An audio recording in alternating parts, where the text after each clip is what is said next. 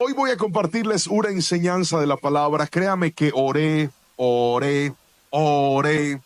y le pregunté muchas veces al Señor si esta era la palabra que Él quería que predicara, y estoy completamente seguro de que sí lo es.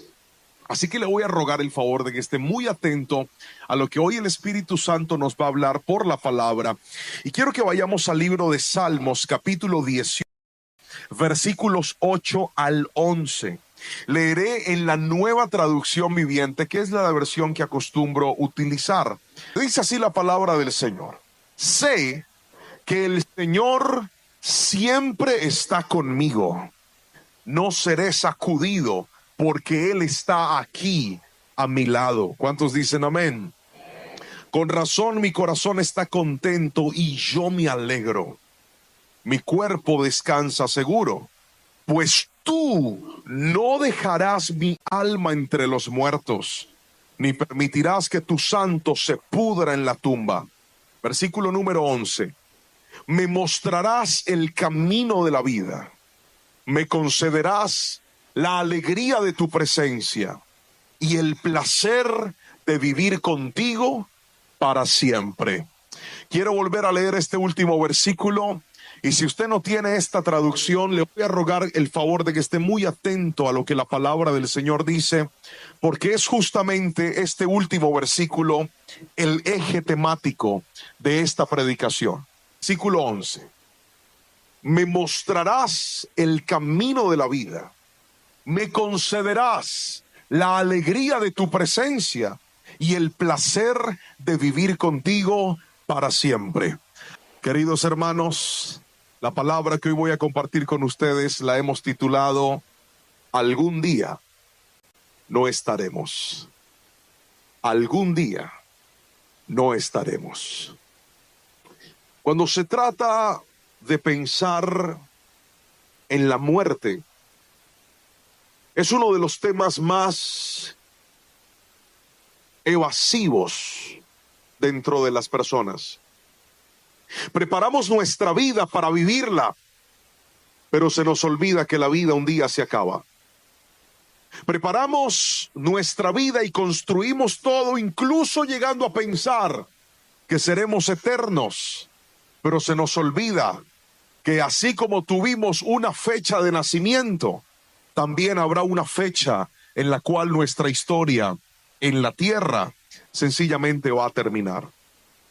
Vivimos de tal forma que creemos que por momentos somos hasta intocables y se nos olvida lo vulnerable que es nuestro cuerpo.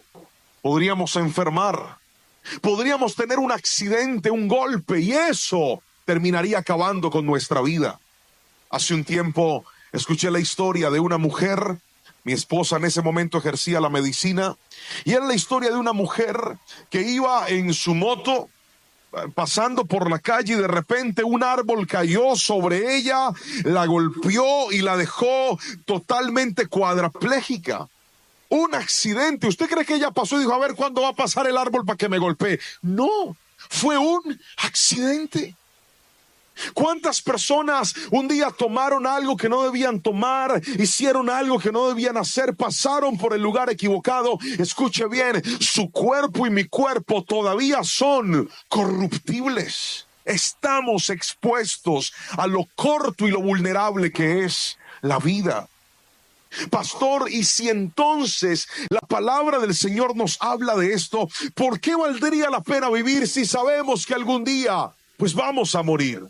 La razón es esta: Dios diseñó la vida, y aunque la vida es corta, a ver, haga el ejercicio, mire para atrás. ¿Cuántos se acuerdan de su infancia? Levante la mano, por favor, bien arriba, los que se acuerdan cuando estaban niños. Vea, yo estoy viendo ahí más de un hermano ya con edad avanzada. Por ahí estoy viendo uno que tiene menos pelo que yo levantando la mano. ¿Usted se acuerda cuando tenía cabello, cuando hacía así, uy, soplaba? Ahora ya no hay nada. El recuerdo. La vida pasa rápido. Yo miro las fotos de mis hijos en estos días. Mi esposa me dijo, mi amor, ¿me prestas tu iPad? Yo se lo pasé y ella empezó a mirar fotografías y fotografías y me dijo, mira cómo han cambiado los niños. Para mí mis hijos siguen siendo unos bebés. Ahora no faltan los hermanos que piensen lo mismo, que dicen, la otra vez una hermana me dijo, pastor, ¿puedo orar por mi príncipe? Yo le dije, claro, tráigamelo. Cuando me va trayendo un dinosaurio como de 36 años, que era el bebé de ella. Y le dije, hermana, eso no es un bebé, eso es un tiranosaurio. Venga, yo se lo veo. El tipo era más grande que yo. Porque mamá que se respete ve a sus hijos como unos bebés, aunque ya están grandes. ¿Por qué los ven de esa manera? Porque note que para nosotros el tiempo no pasa, aunque sí pasa. ¿Cuántos dicen amén? Escuche esto, la vida va demasiado rápido. Job capítulo 14 versículo 2 dice, brotamos como la flor, pero pronto nos marchitamos y desaparecemos. Otra vez, brotamos como la flor, pero pronto nos marchitamos y desaparecemos. Ahora, vuelvo a la pregunta que le hacía hace un momento. Pastor, si la vida es tan corta, entonces, ¿qué sentido tiene que yo me esfuerce, que yo trabaje, que haga tanto, si a la larga algún día ya no voy a estar aquí? Pues bien, mis hermanos, Dios, aunque nos dio una corta temporada aquí en la tierra, lo que va a perecer es nuestro cuerpo. Pero quiero recordarle que hay una patria celestial que Dios diseñó para nosotros, y esa patria se llama la eternidad. Hoy vine a decirte, Dios ha diseñado cosas bellas para esta tierra, claro que sí. Dios ha diseñado que podamos disfrutar de nuestros hijos, claro que sí. Dios ha diseñado que podamos construir un hogar con nuestra familia, claro que sí. Pero acuérdese que la vida en esta tierra es temporal, que la vida en esta tierra es pasajera. No se olvide que esa casa que con tanto esfuerzo usted está construyendo, algún día serán sus yernos los que la van a disfrutar. Sí, ese yerno que no ha hecho nada, él la va a disfrutar. Pastor, vino y se me llevó a mi hija, la más bonita, sí, y ese tipo se le va a quedar usted con su carro. Alguien se lo tenía que decir. Sufra, hermano, y si es tacaño, sufra más. Hay gente que está atesorando creyendo que todo es eterno. No, mi hermano, hoy estamos y mañana ya no estaremos. Pero ¿cuál es la clave, pastor? Pues bien, la cita de la cual yo le leí hace un momento del libro de los Salmos, creo que resume, compacta el verdadero sentido de la vida. Y en los minutos que tengo para exponer esta palabra, me voy a esforzar al máximo por explicarle las tres cosas que hace un momentito le dije que levantara la mano, y espero que las haya recordado, las haya escrito. Voy con la primera. ¿Cómo vivir la vida? ¿Cómo disfrutar esta vida entendiendo que algún día ya no estaremos? Es lo que le voy a explicar en este momento. ¿Está listo para eso? Tome nota, por favor. Lo felicito a los que toman nota de la palabra. Eso hará que nunca lo olvide. Si usted está viendo esta palabra en línea, pues escriba en los comentarios. Primero, Dios te muestra el camino de la vida. Quiero que repita eso conmigo, por favor. Diga, Dios me muestra. Fuerte, diga, Dios me muestra el camino de la vida. Otra vez, Dios me muestra el camino de la vida. Lo dice la palabra del Señor. Volvamos a la cita bíblica. Versículo 11 de Salmos 10. Me mostrarás el camino de la vida. ¿Qué significa esto, pastor? La vida está llena de opciones. La vida está llena de caminos. Por ejemplo, cuando se trata de ser un esposo, usted puede escoger qué clase de esposo va a ser. Usted puede decir, yo voy a ser un esposo igual a mi papá. O usted puede decir, yo voy a ser un esposo completamente diferente al esposo que me crió, el papá que me crió a mí. Usted podría escoger ser un trabajador altamente honesto, o podría escoger ser un trabajador tramposo. La vida está llena de caminos. Usted podría decir, yo seré un hijo que honrará todos los días de mi vida a mis padres. Algo que me ha enseñado mi esposa, por ejemplo, ella tiene una costumbre, y es que ella todos los días llama a sus padres, todos los días. Yo no tenía esa costumbre. Pregúnteme por qué. ¿Por qué no? Porque nunca me enseñaron así. Así que yo puedo pasar días sin hablar con mis papás. Pero una de las cosas que me enseñó mi esposa es, llama a tus papás todos los días. Por lo menos escríbeles, mándales un mensaje. El día que ellos falten, vas a extrañar oírles la voz. Yo decía, pero no me atormente de esa manera, yo ya los llamo. Entonces yo los empezaba a llamar, eso me lo enseñó ella. Yo podría escoger ser un hijo que honra a sus padres siempre o ser un hijo que honra a sus padres a veces. Note que la vida está llena de caminos. Usted puede decir, seré un cristiano honesto, o puede decir, seré un cristiano a veces honesto. Usted podría decir, seré una persona puntual, o podría escoger ser una persona incumplida. Usted decide qué camino tomar, pero algo que dice la palabra es que Dios nos muestra a nosotros el camino para vivir una vida correcta. Esa es la razón por la cual desde que usted llegó a Cristo ha aprendido tantas cosas en la vida. Esa es la razón por la cual desde que usted ve la palabra, escucha las predicaciones, ha dicho, pastor, hay tantas cosas en las que yo me equivocaba, pero ahora estoy aprendiendo cómo ser un buen hombre, ahora estoy aprendiendo cómo ser una buena mujer, ahora estoy aprendiendo cómo comportarme de manera adecuada. ¿Sabe por qué? Porque la palabra de Dios dice que es una lámpara que ilumina mi camino. Cuanto más te aferras al Señor, más Dios te enseñará a vivir de manera correcta. Dígame amén si me está entendiendo, por favor. Ahora, respecto a los caminos, la Biblia dice algo, y es que hay caminos que al hombre le parecen derechos. Hay caminos que al hombre le parecen rectos, pero su camino es final, que lleva a la muerte. O sea que los caminos pueden tener apariencias. ¿Qué significa algo que tiene una apariencia? Una apariencia es algo ficticio. Una apariencia es algo que parece, pero en realidad no es. Una apariencia es algo que supuestamente me va a ayudar, pero en realidad no me va a ayudar. Por tanto, tenga cuidado, porque hay gente que se ha metido en unos negocios que parecían correctos, pero no lo eran. Hay gente que se ha metido en noviazgos que parecían adecuados, pero no lo eran. Si usted quiere vivir esta vida de manera correcta, aprenda a filtrar sus decisiones por la palabra del Señor. Voy a volver a repetir esto. Si quieres tomar el camino adecuado, aprende a filtrar tus decisiones por la palabra del Señor. Mientras no vivas de esa manera, estarás cometiendo errores una y otra vez. Y hay gente que ha desperdiciado tanto su vida porque un día se metió por el camino equivocado. Es como cuando vas en carretera y te metes por el camino que no era. Hace un tiempo yo cometí un error garrafal. Me fui para Estados Unidos con mi esposa y era un viaje de esos viajes misioneros. Pero no eran misioneros porque fuimos a hacer misiones. Era misionero porque pasamos harta necesidad en ese viaje. Resulta que yo no sé por qué no andaba yo sin internet. Pregúnteme por qué. No sé. Además de andar sin internet en ese viaje, andaba sin teléfono. Pregúntame por qué.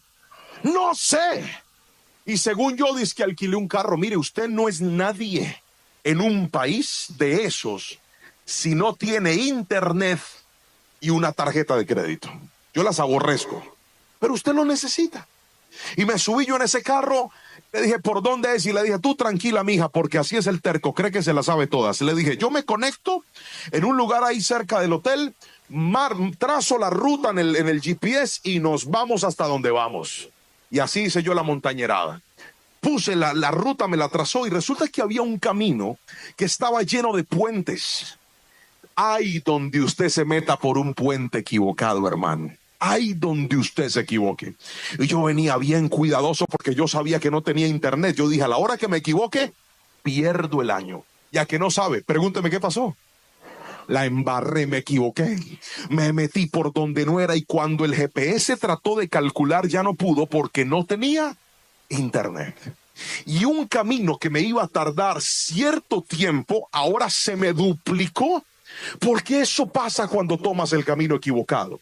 Hay gente que iba tan bien en la vida, pero se metieron por donde no se debían meter y eso les retrasó el cumplimiento de la bendición de Dios. ¿Cuántas personas aquí sentadas dicen, pastor, si a mí me hubieran hablado de Cristo antes, si a mí me hubieran compartido del Señor antes, yo no hubiera cometido tantos errores en la vida, pastor? Pero ¿sabe cuál es la buena noticia? Que no importa qué tan lejos y qué tan perdido estés hoy, Cristo vino hoy a decirte te voy a recalcular y te voy a llevar por el camino correcto. Alguien dígame amén si me está entendiendo hoy, por favor.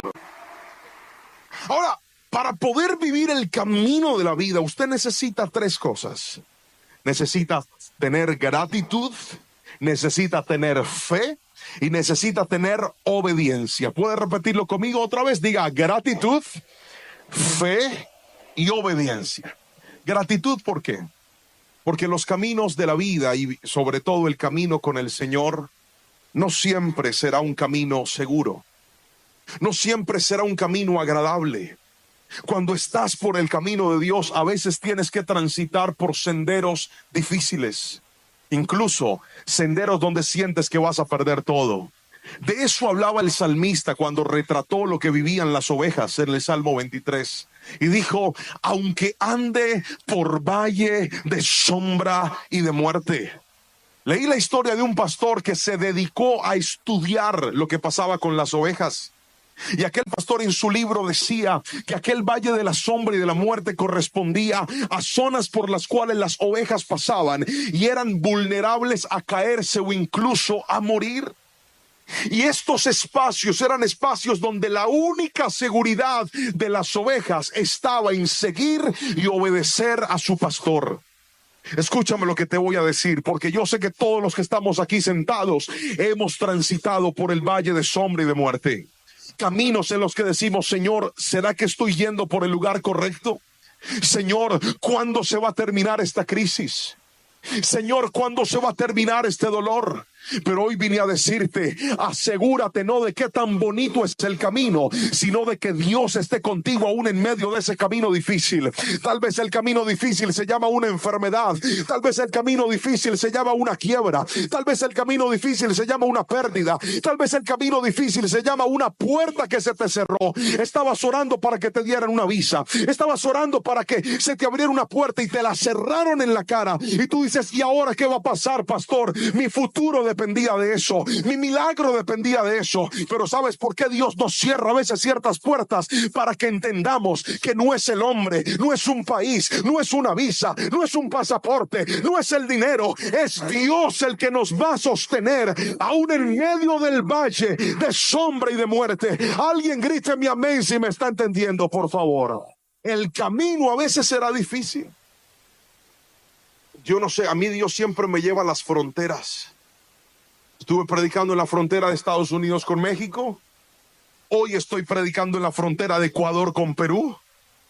Hace un año atrás fui a predicar a una ciudad fronteriza con Francia y Alemania. Estaba ahí. Y la hermana que me estaba llevando me dice, pastor, ¿quieres conocer Francia? Ya que no sabe yo qué dije. Pregúntame yo qué dije. Pues claro. De una. Y me dijo, pastor, ¿quiere manejar? Ya que no sabe qué le dije. Pues claro, de una. Y manejé, me subí en esa camioneta, trazamos el GPS, pusimos el GPS y ahí íbamos yo por esos caminos. Se veía bello el paisaje, era hermoso. Yo me sentía como en un cuento. Era bien lindo. Cuando llegamos a Francia, la ciudad donde estábamos, era una ciudad preciosa con castillos, con unos paisajes bellísimos. Era bello lo que estaba pasando ahí por ese lugar. Se veía bien bonito. Yo decía, yo bien corroncho y aquí en esto. Ojalá corroncho no sea grosería aquí en Ecuador. Corroncho en mi país es como montañero, como que ajá, de por acá el Señor me sacó de donde no me imaginaba y aquí estoy yo mirando esta belleza. Fue lindo, hermoso, bello. Hace unos días Dios me llevó a otra frontera y esta frontera realmente fue un viaje involuntario. Imagínese que yo tenía que llegar desde una ciudad que se llama Bajuro hasta Maracaibo, en Venezuela.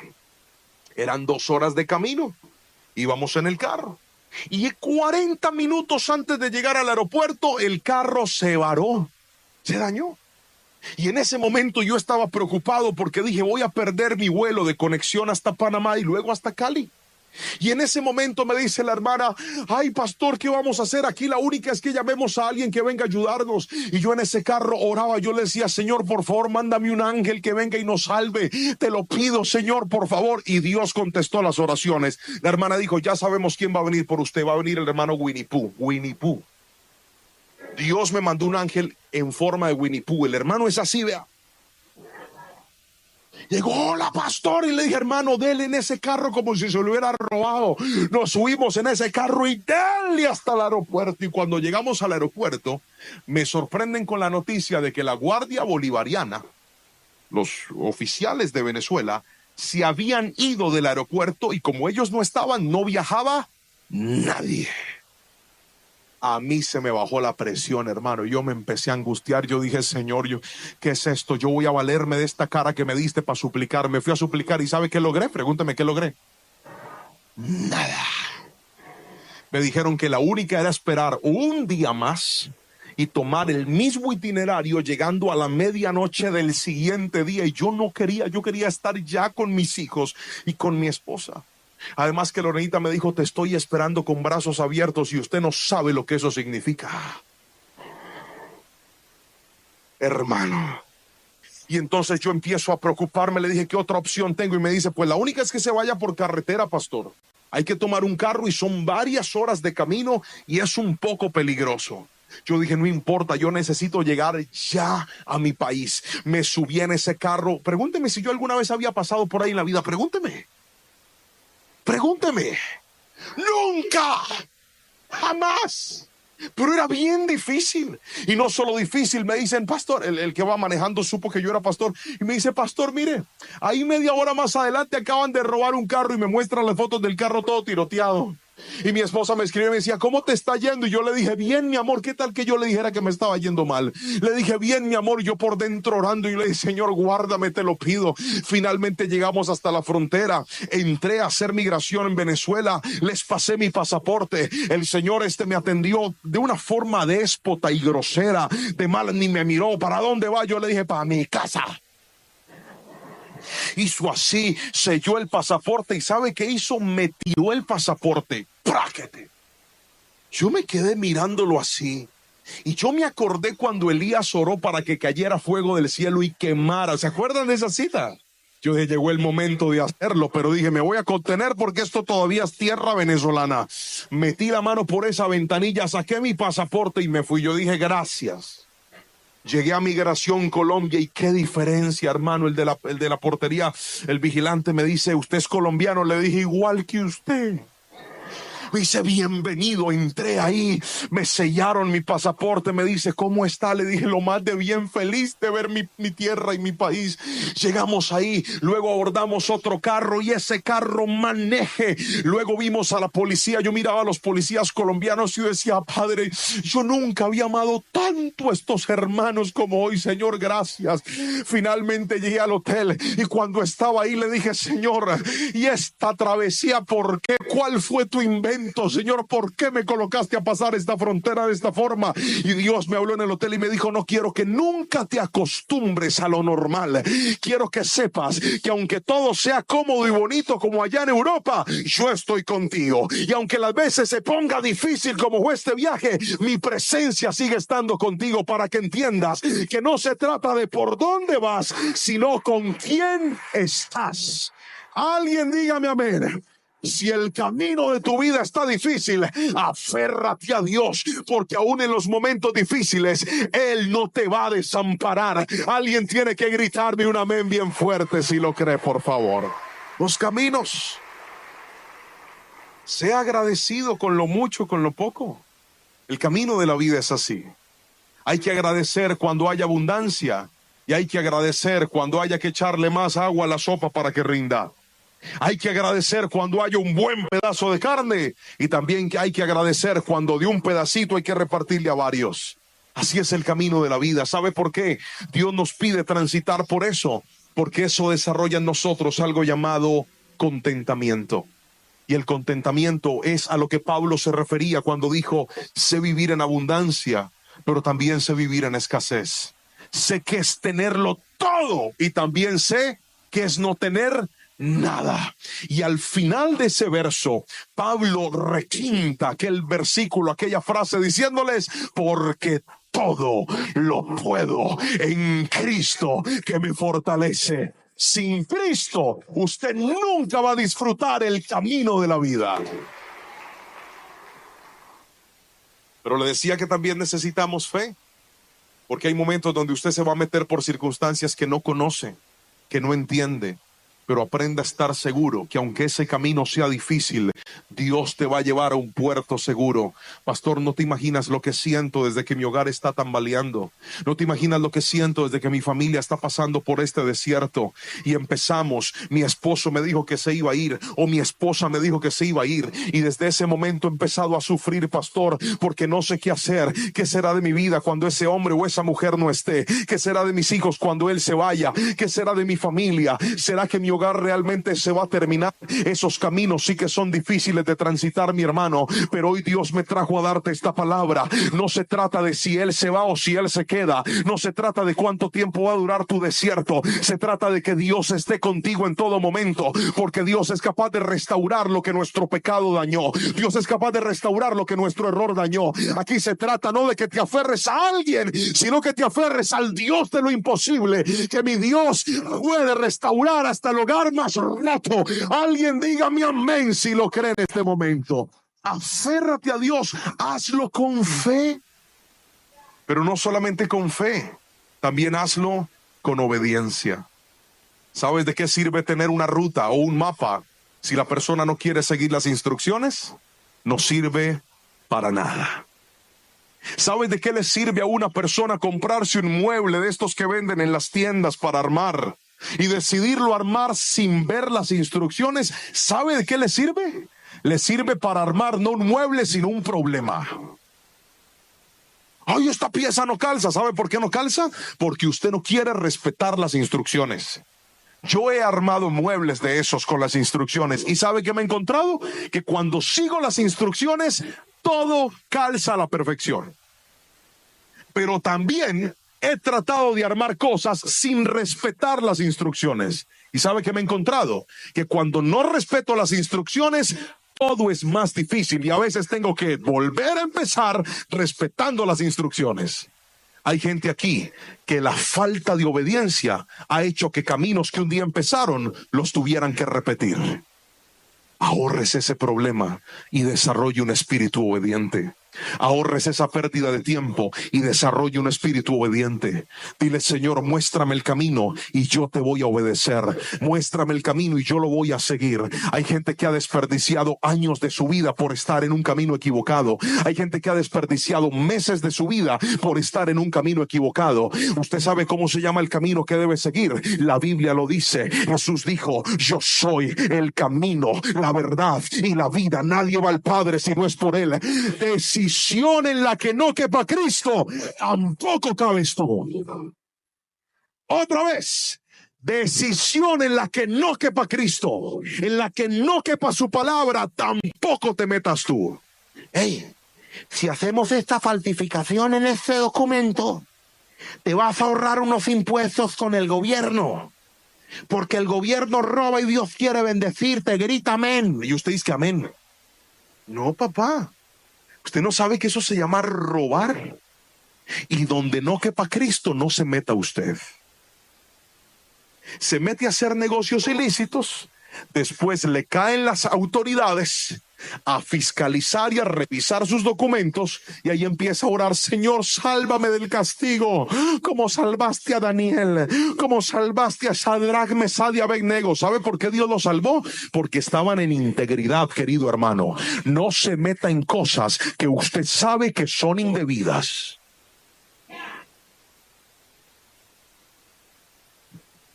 Así no diga amén. Así es. No se meta en cosas que usted sabe que no son de Dios. Pastor, apareció un novio, y me dijo que por qué no fornicábamos, que no pasaba nada malo, porque él se va a casar conmigo muy pronto. Entonces eso ya no es fornicación porque tenemos un compromiso. Siga toreando eso y verá. No construya su relación en el pecado, en la impaciencia y en la maldición. Manténgase firme con Dios cada día de su vida y Dios le va a bendecir y le va a levantar. Nunca le crea la mentira al diablo. El camino de Satanás siempre tiene apariencia de que es bueno, pero en realidad no lo es. ¿Me estoy explicando con la suficiente claridad? Levante todo el mundo la mano derecha y diga: Dios me muestra. Fuerte, diga: Dios me muestra el camino para vivir. Pero vamos con lo segundo. Escriba, por favor: Dios es la fuente de alegría. Otra vez: Dios es la fuente de alegría. Quiero que por favor lo repita fuerte. 1, 2, 3. Muy bien, Dios es la fuente de alegría. Volvamos al versículo 11, por favor. Dice la palabra del Señor así: me mostrarás el camino de la vida, me concederás la alegría de tu presencia. Queridos hermanos, en la vida vamos a encontrar muchos motivos para alegrarnos, pero inevitablemente también encontraremos motivos para entristecernos. Cuando Dios se transforma en la fuente de nuestra alegría, nosotros aprenderemos a vivir de manera correcta. Permítame explicárselo. Hace unos días estuve predicando en una ciudad de mi país y en la primera noche de predicación se me acercó una mujer. Estaba altamente alterada. Se le veía como que si llevaba varios días llorando. Sus ojitos estaban aquí con ojeras. ¿Cómo le dicen ustedes aquí? Ojeras. Estaban con ojeras, así se le veían sus ojitos hundidos. Se veía muy triste. Yo estaba saludando a varias personas al finalizar. Disfruto mucho hacer eso. Estaba tomándome fotos con algunos y ella se me acercó y me dijo: pastor, ore por mí, por favor, mi esposo me abandonó. Yo no quiero perder mi hogar. Yo la vi muy alterada. Y le dije: tranquila, voy a orar por ti. Oré por ella. Y le dije: Señor, por favor, toca el corazón de esta mujer. Llénala con tu presencia. Que tu gozo y tu paz la inunden. Y ella pueda entender que no es ese hombre, sino tu presencia quien la va a levantar, quien la va a... Hice una oración por ella con todo mi corazón. Al otro día, cuando fui a predicar, volvió la hermana. Pero usted viera, estaba completamente transformada. No era ni sombra del día pasado. Llegó, se había arreglado, su cabello estaba distinto, su rostro estaba distinto y me dice: ¿cómo está, pastor? Yo dije: yo bien. ¿Te ves distinta? Me dijo: sí, pastor, hoy amanecí feliz porque Cristo es mi alegría, porque si lo tengo a Él, lo tengo todo, pastor. Y se puso a tomar fotos con todo. Estaba feliz. Escúcheme, hay gente aquí que escogió la fuente de alegría equivocada. Su fuente de alegría es su dinero. Su fuente de alegría es su estatus. Su fuente de alegría son sus seguidores en las redes sociales. Su fuente de alegría son la cantidad de likes que reciben sus publicaciones. Entonces, si hacen algo y ese algo que hicieron no les genera el resultado que esperaban, en lugar de alegrarse, se amargan la vida. Cuando tienes una fuente de alegría equivocada y aprendes a gozarte con lo material, con las redes sociales, con la cantidad de ventas que tienes, vas a dejar de disfrutar la vida, porque no vas a vivir para disfrutar, sino que vas a vivir siendo un esclavo de aquello que alimenta tu gozo. Por eso usted ve gente que no para de trabajar. Le dicen: hey, disfruta de tus hijos. No quieren parar. ¿Sabe por qué? Porque la fuente de alegría no son los hijos, es tener dinero. Si me estoy explicando con la suficiente claridad, por favor levante la mano derecha y dígame un fuerte amén. Cuando la fuente de tu alegría es algo equivocado, tú te vas a desgastar en eso equivocado para que puedas sentirte bien y te puedas sentir feliz. La fuente de alegría debe ser Cristo Jesús en nosotros. Cuando una persona tiene la fuente equivocada, se vuelve, ya se lo decía, un esclavo de aquello que lo alegra. Entonces, usted ve gente que pasa todo el tiempo metida en un computador tratando de resolver la vida porque ese computador es su fuente de alegría, llámese su empresa, su negocio o lo que maneje con ese computador. De repente tú ves que la fuente de alegría es cuánta gente le dice: qué tan bonita estás, mija, qué linda te ves con ese vestido. Tú ves esas niñas desesperadas tomándose fotos casi desnudas, porque si no sube una foto así, que los hombres empiecen a codiciarla, que los hombres empiecen a escribirle: uy, qué linda se te ve esa ropa. Ella no se siente feliz porque codificó que la felicidad está en eso. Y cuando pones tu felicidad en lo equivocado, eso equivocado te va a controlar y te va a transformar en un esclavo. Se vuelve insaciable. Y hay donde no recibas lo que esperas de aquello en lo que estás trabajando, te amargas la vida. Cuando tu felicidad es tu empresa y pasan momentos difíciles en la empresa, que míreme a los ojos, ¿cuántos empresarios están aquí? Hablo con esos hombres y esas mujeres que dicen: pastor, yo trabajo de mi propia cuenta, tengo un emprendimiento. Levante la mano y yo los veo. O una empresa hace mucho tiempo. Levante las dos para que se vean más. Oiga, pero qué tristeza. No, con alegría. Levante la mano el que Dios le dio la bendición de tener algo de cuenta propia. Yo los quiero ver. Pero bien, lo voy a hacer parar. Las dos manos bien arriba. Muy bien. Usted me va a entender. No todos los días son iguales. No todos los meses son iguales. Hablo a los que están empezando. Pastor, arranqué con toda. Si Dios le dio un mes con toda, no es para que se la gaste toda, es para que ahorre para los días difíciles. Si no, pregúntele a José, que le dijo a Faraón: vienen 7 años de abundancia, pero no nos la podemos gastar toda, Faraón. Hay que ahorrar y hay que guardar para cuando vengan los momentos difíciles. Una ley fundamental de la administración.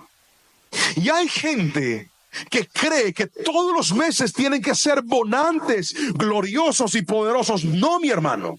Hay meses que serán difíciles. Por eso usted no puede poner su alegría en su productividad. Ponga su alegría en Cristo y dígale: Señor, aunque este mes hubo mucho, gloria a ti. Y si este mes no hubo tanto, gloria a ti. Y este mes hubo hasta para regalar, gloria a ti. Y este mes estoy medio asustado, gloria a ti. Porque mi alegría no es eso. Ese es un medio que tú me diste para trabajar, para ayudar a mi familia, para bendecir a mi casa. Pero mi fuente de alegría se llama Cristo Jesús. Por eso la cuenta puede bajar, pero la mano de Dios nunca se va a cortar sobre tu vida. Hay gente aquí que cuando aprenda a poner su confianza en Dios, volverá a ver los milagros en Dios. Hay gente que está tan desenfocada que está buscando la alegría y el gozo en lo que sus manos pueden hacer. La verdadera alegría y el verdadero gozo solo se obtiene cuando ponemos nuestra mirada en Cristo y nos damos cuenta que Él sigue haciendo milagros, Él sigue haciendo señales, Él sigue abriendo el mar en dos para que sus hijos crucen de forma milagrosa en medio de los desiertos. Dígame amén si lo cree, por favor. El Señor es muy creativo, mi hermano. Y Dios, cuando sabe que Él es la fuente de tu alegría, hará que disfrutes el proceso, paso a paso y poco a poco. Algunos, por tratar de volar, se les olvida que tienen pies para caminar. Algunos, por tratar de estar en la cima, se les olvida que tienen a sus hijos y a su familia para disfrutar en los valles. Algunos, por estar metidos en su trabajo, se les olvida que tienen unos hijitos, un hogar que están desperdiciando y están devaluando por estar haciendo cosas pensando que ahí está la alegría y la felicidad. Algunos, por llenarse de dinero, por llenarse de fama, por agradar al hombre, hasta están dañando su salud, no duermen, no descansan. Algunos, por ser adictos a las redes sociales, no están durmiendo bien y están dañando su vida en nombre de algo que les está generando una alegría temporal. Hay personas que se dejaron llenar por cosas materiales y se les olvida que lo más importante no es cuánto tengo, sino con quién lo puedo disfrutar. Querido hermano, reorganice y redireccione cuál es la fuente de su alegría. Si Dios a usted le diera todo lo que usted le está pidiendo ya, no lo disfrutaría. Que usted encuentra muchos vacíos, espacios. Y entonces usted dice, yo aquí quisiera tener un cuadro así. Y abajo yo decía, yo aquí quisiera tener un mueble así. Y en esta pared quisiera poner un espejo así. Y en esta sala de televisión yo quisiera hacer esto así.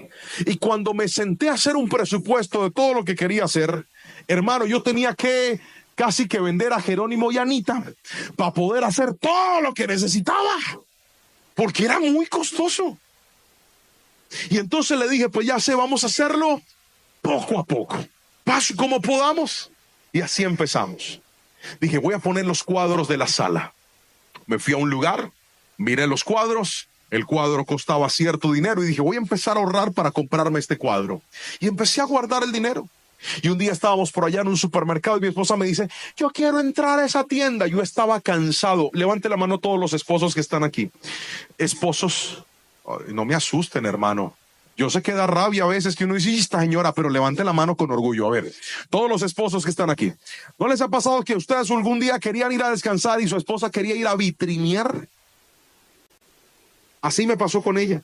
Yo quería irme a dormir, ella, yo quiero ir a ver cositas. Y yo le decía, pero ¿cuáles cositas? Y entramos a esa tienda, era una tienda de decoración. Y cuando yo voy entrando a la tienda, yo entré de mala gana, yo no quería entrar ahí, yo quería irme para mi casa. Y mientras yo estaba en la tienda, volteé a mirar para arriba y allá, vi un cuadro, uno. Y yo dije, ese cuadro está bonito. Entonces le dije al vendedor, ¿me lo puede enseñar? Y me dijo, el vendedor, mire, es más grande Carlos. El pastor Carlos es más grande. Póngase de pie, hermano. Usted es gigante al lado de ese vendedor. Ya.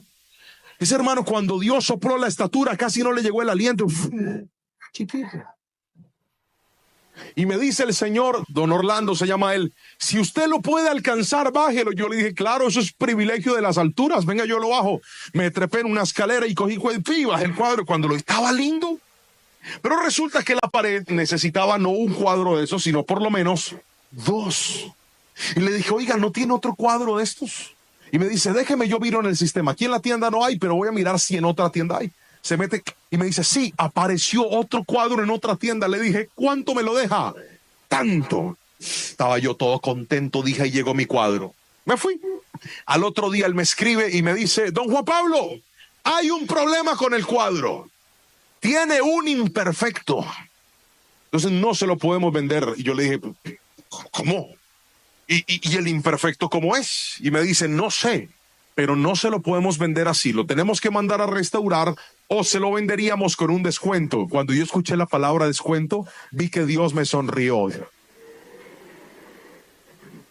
Y le dije, ¿cuál sería el descuento? Y me dijo, déjeme primero le muestro cuál es el imperfecto.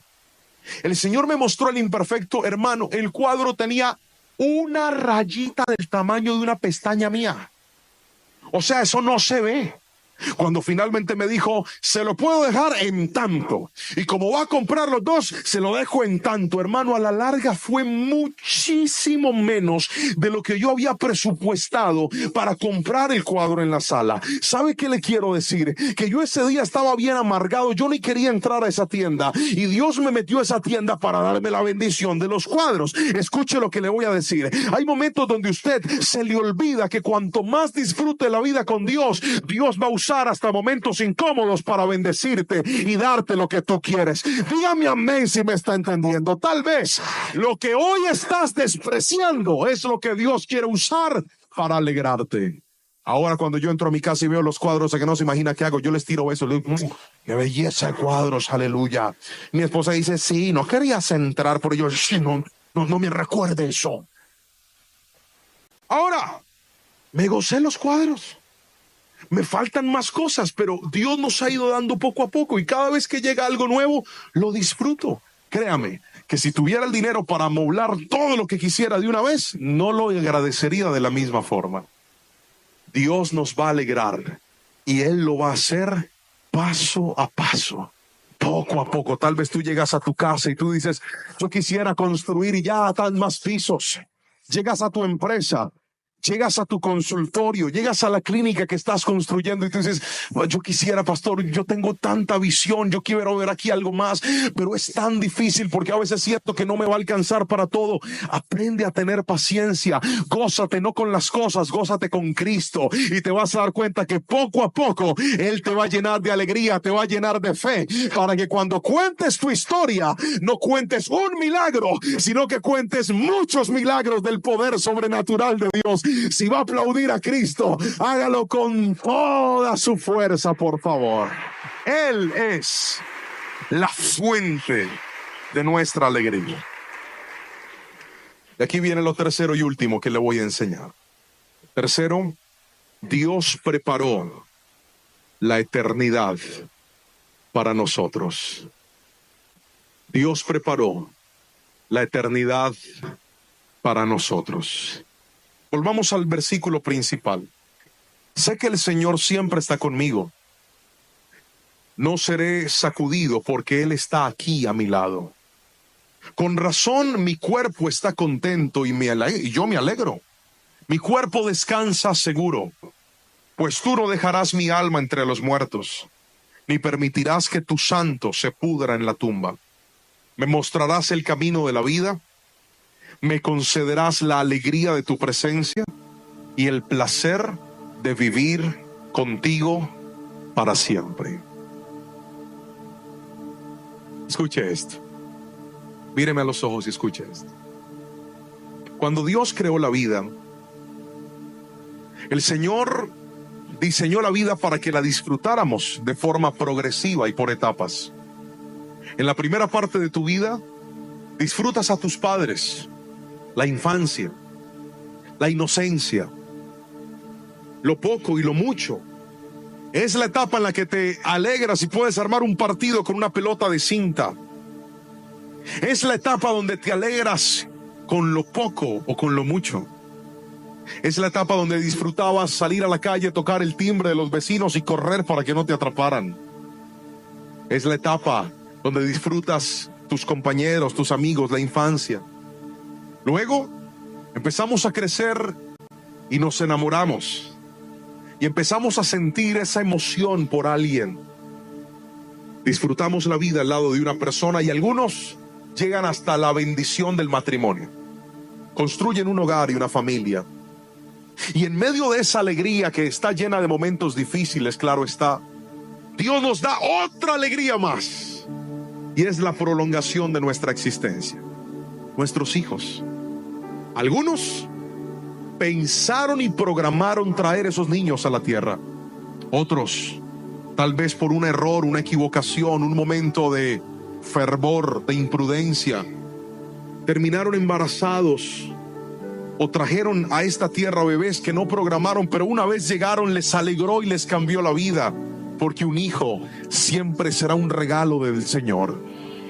Luego ellos crecen, algunos se van a estudiar, otros se casan, se van de la casa y aparece un fenómeno conocido como el nido vacío, donde ahora los padres, esa misma casa que construyeron grande para sus hijos, está vacía.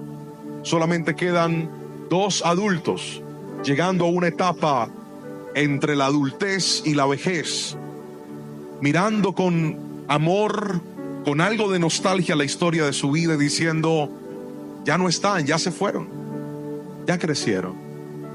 Y en ese momento, Dios, que es tan bueno y tan fiel, le dice a aquellos hombres, pues ¿saben qué? Les voy a dar otra alegría más, porque sus vidas no han terminado. Y llegan los nietos, esos tremendos, hermosos, lindos, que mejoran la raza. ¿Cuántos dicen amén? Toda la familia eran chiquiticos, pero nacen esos nietos, tienen 14 años y son gigantes. Dios los bendijo, parecen los hijos de Anac, gigantes. Alegrar la casa. Dicen en mi país que los nietos son que los abuelos son caballos que amansan los padres y que montan los nietos. Llegan esos chiquilines a alegrar la casa, a alegrar la vida y la familia. Y ahí es donde la vida empieza su ocaso y empieza a terminar. donde nos damos cuenta de que en cada momento de la vida Dios siempre estuvo con nosotros. Pero querido hermano, míreme a los ojos y escuche. A pesar de eso, nadie es eterno en esta tierra. Y cuando leía en la palabra este versículo,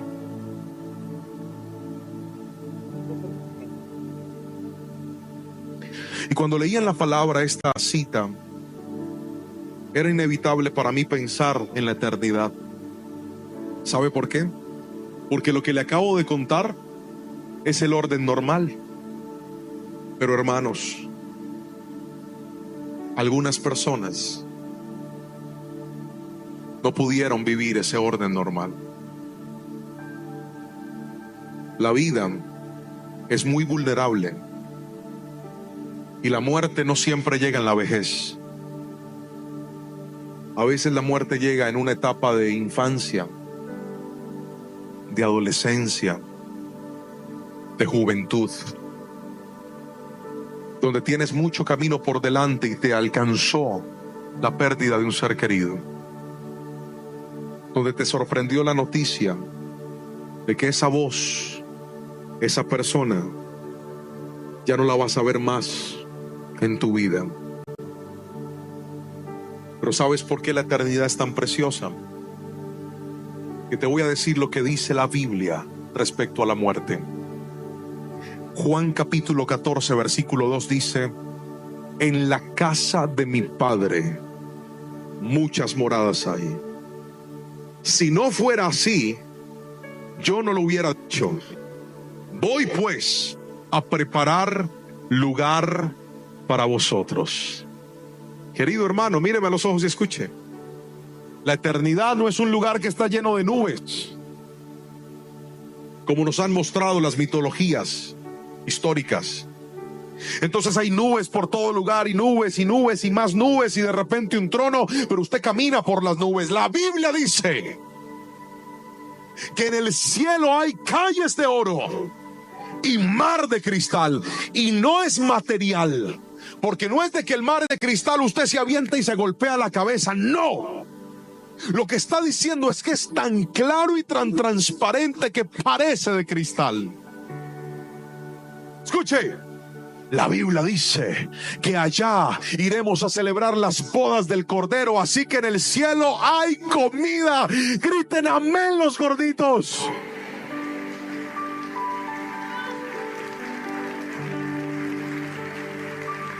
La Biblia dice que Elías fue arrebatado en un carro de fuego. O sea que hay carros así sea de fuego.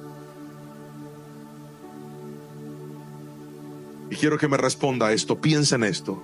Si Dios hizo la tierra tan hermosa, ¿cómo cree usted que hizo el cielo?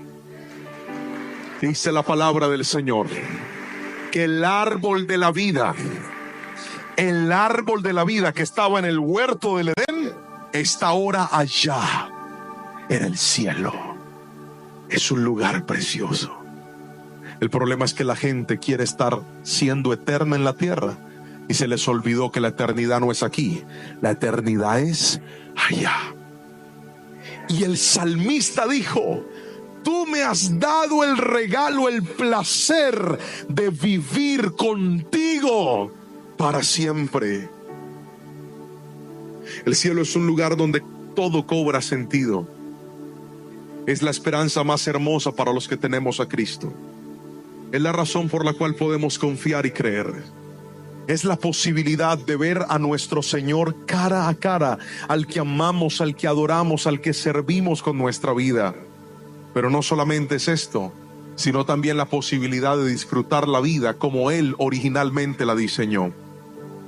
No solo con Dios, sino con aquellos que partieron antes que nosotros.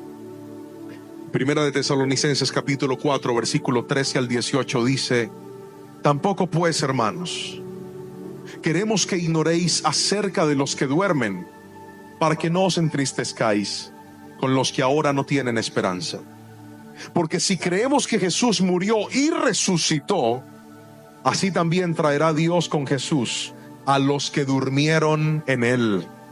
Por lo cual os decimos esto en palabra del Señor, que nosotros que vivimos, los que habremos quedado hasta la venida del Señor, no precederemos a los que durmieron, porque el Señor mismo, con voz de mando, con voz de arcángel y con trompeta de Dios, descenderá del cielo, y los muertos en Cristo resucitarán primero. Luego nosotros, los que vivimos, los que hayamos quedado, seremos arrebatados juntamente con Él en las nubes para recibir al Señor en el aire, y ahí estaremos siempre con el Señor. Por tanto, alentaos unos a otros con estas palabras. Usted que perdió un ser querido antes de tiempo, usted que tuvo que despedir a un ser que amaba antes de tiempo, la Biblia nos promete que aquellos que murieron en Cristo resucitarán primero y volveremos a verlos en la patria celestial. ¿Usted cree que usted va a vivir con esa tristeza toda la vida? No, señor. Hay esperanza en el cielo para nosotros. Hay esperanza. Alguien tiene que decirme amén si lo cree, por favor. Hay esperanza. Pastor, ¿cómo podemos reconocer a alguien que murió? David, cuando su hijo muere por su pecado, dice: mas ahora que mi hijo ha muerto, ¿por qué he de ayunar? ¿Podrá volver él a mí? No, más bien yo iré a él. Segundo libro de Samuel, capítulo 12, versículo 23. En Lucas capítulo 16, versículo 19 al 31, dice la palabra que aquel hombre rico reconoció a Abraham, reconoció a Lázaro después de la muerte. En la transfiguración, Moisés y Elías habían muerto, pero eran reconocidos. Perdóname por decir Elías no murió, fue arrebatado, pero Moisés sí, y fueron reconocidos aún después. O sea que sí nos vamos a poder reconocer en la patria celestial. Escuche esto. Cuando yo pensaba en esta palabra, para mí era inevitable recordar a mi abuelo. Yo soy pastor no por mi papá. Yo soy pastor no por mi mamá. Yo soy pastor por mi abuelo. Él fue un anciano que cometió muchos errores en la vida, muchísimos. Fue un hombre que no fue un buen esposo, no fue un buen papá. Fue un hombre que tuvo adicciones, que fue infiel, cometió muchos errores. Y un día alguien le vino a hablar de Jesús a mi abuelo y le dijo: si sigues pecando y te mueres, tú no te vas a salvar, te vas a condenar. Y ese día esas palabras le retumbaron a aquel anciano, y desde ese día tomó la decisión de buscar de Cristo Jesús. Tuvo un cambio radical en su vida. Dejó todo el pecado por Cristo y empezó a enseñarle a su familia a buscar de Dios. Fue una tarea muy difícil porque sus hijos lo habían visto como aquel hombre pecador. La gente dudaba de su cambio. Decían: es que fue tan malo que yo no creo que le dure mucho ese cambio. Pero él realmente cambió porque se enamoró de Jesús. Y algo que hacía mi abuelo era que reunía a sus nietos. Abuelos y abuelas que están aquí, enséñales la palabra a tus nietos. Enséñale a orar a tus nietos. Enséñales a amar a Dios a tus nietos. ¿Sabes quién está aquí? El nieto de un anciano que enseñó a su nieto, que enseñó a este niño a orar, que enseñó a este niño a leer la palabra, que enseñó a este niño a amar a Dios. Cuando yo pensaba en esto, me acordé del día en el que mi abuelo murió. Mi mamá fue, como era de costumbre, a llevarle el desayuno a su habitación. Tocó la puerta, pero mi abuelo no abrió. Entonces ella, desesperada, sacó un cuchillo, abrió la puerta, y yo estaba atrás, un niño de tan solo 9 años de edad. Quería ver al héroe de mi infancia, a mi abuelito, José Manuel. Mi mamá empieza a llorar y a gritar, y cuando yo veo al fondo, mi abuelo está así, de rodillas, en su cama, con la Biblia abierta. frío. Mientras oraba y leía la palabra, le dio un infarto. Y ese día se terminó la vida en la tierra de uno de los héroes de mi historia. Mientras vivió, me enseñó a amar a Dios. Y aún muerto, me enseñó que el vivir es Cristo y el morir es ganancia. Y escucha esto. Hace unos meses recibí la llamada de un primo mío. Mi abuelo conservaba un hermano en vida, mi tío Julio Lerman, un anciano que con el pasar de los años empezó a perder la memoria. Ya no tenía la misma lucidez que tenía antes, muchos años de vida. Pero pedía que le colocaran en el televisor las prédicas de su sobrino Juan Pablo. Y mi primo un día me dijo: ¿sabes qué dice mi papá, primo? Que cómo se sentiría tu abuelo de ver ahora el hombre de Dios en el que te has convertido. Mi abuelo enseñó en la ciudad donde yo nací. Y Dios fue tan hermoso que hizo que el nieto de ese hombre ahora viaje por todo el mundo llevando la palabra. Mírame, tú no sabes en lo que se van a convertir tus nietos. Tú no sabes hasta dónde va a llegar el evangelio en tu familia. Tú no sabes hasta dónde va a ser el peso de la gloria de Dios con tus generaciones. Nunca tomes en poco abrirle las puertas de tu familia a Cristo. Porque cuando lo haces, Dios va a transformar tu generación. Y ¿sabe qué era lo que más me alegraba de este versículo? El día en el que Jehová de los ejércitos me permita correr a los brazos de mi abuelito y decirle: abuelo, gracias por enseñarme a amar a Dios. Gracias porque Dios te usó. Aunque fuiste un borracho, aunque fuiste un hombre malo, Dios te usó para levantar una nueva generación de tu apellido. Hermanos, escuche esto. Mi verdadero apellido es González. Mi segundo apellido es Lerman. Pero ¿sabe por qué llevo el apellido Lerman al principio? Aunque honro a mi papá con todas mis fuerzas, él sabe que lo amo. Llevo el Lerman porque mi abuelo era José Lerman. Y lo cargo como una marca de honra a aquel hombre que un día me enseñó que esta vida solo se puede disfrutar cuando Cristo sea el camino, sea la fuente de tu alegría, y entiendas que el día que tu cuerpo no respire más, hay una morada que te está esperando en los cielos. Alguien tiene que decirme amén en esta preciosa y hermosa noche.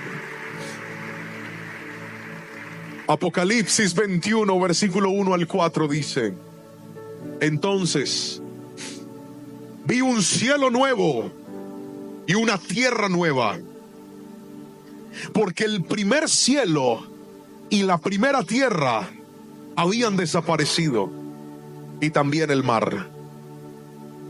Y vi la santa ciudad, la nueva Jerusalén, que descendía del cielo desde la presencia del Señor, como una novia hermosamente vestida para su esposo.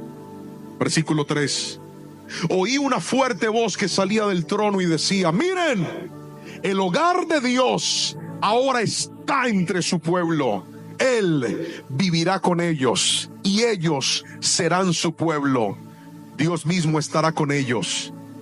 Alguien que tome esta palabra en esta noche: Él les secará toda lágrima de los ojos, y no habrá más muerte, ni tristeza, ni llanto, ni dolor, y todas esas cosas ya no existirán más. Queridos hermanos, la verdadera vida es con Cristo, porque Cristo te da sabiduría para vivir. alegría para disfrutar y esperanza al morir. Fuera del Señor no somos nada ni nadie. Y hay gente aquí que ya lo ha comprobado. El vacío de su vida, ¿sabe cómo se llama? Se llama ausencia de Cristo. Pero si hoy le decimos: Señor, enséñame a vivir por el camino que tú quieres, que mi fuente de alegría seas tú, y que mi esperanza no esté aquí en la tierra, que mi esperanza esté en la patria celestial, donde todo se va a tratar de habitar con Él